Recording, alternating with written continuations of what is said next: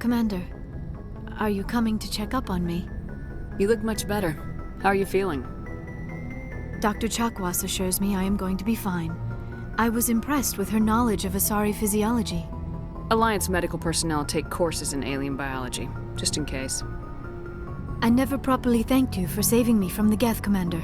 If you hadn't shown up, I'm just glad we got there in time. So am I.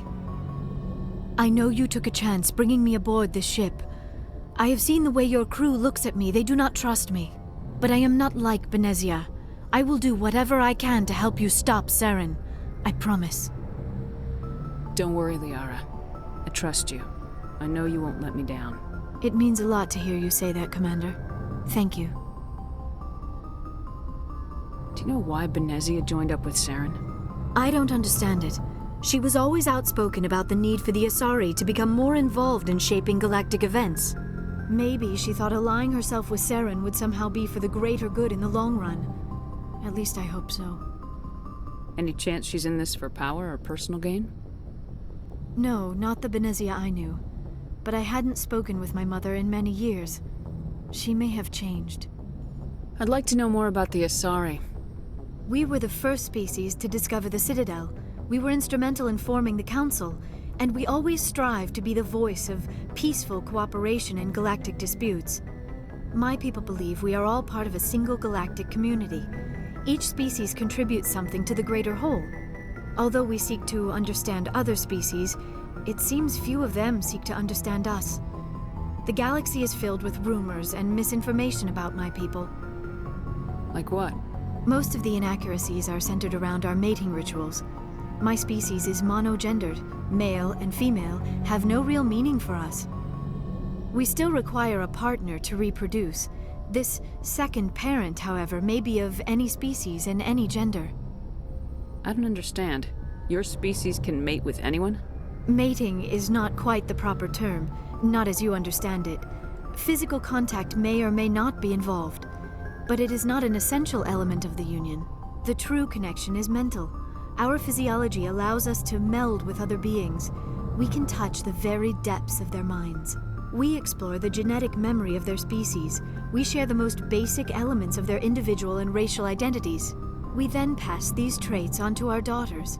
It is how we learn to grow as a species and how we develop a greater understanding of other races. What happens to your partner after the union? Every relationship is different. Some unions are a single encounter with both parents parting ways afterwards. Others can be more long-term. Sometimes an Asari and her partner will stay together for many decades. Do you know who Matriarch Benezia chose as her partner? She rarely spoke of her partner. Though I know my father, if you want to use that term, was another Asari. Benezia never told you her partner's name? Union with our own kind is no longer common, not for the purposes of reproduction. Most Asari believe it weakens our species. Asari daughters inherit racial traits from the father species.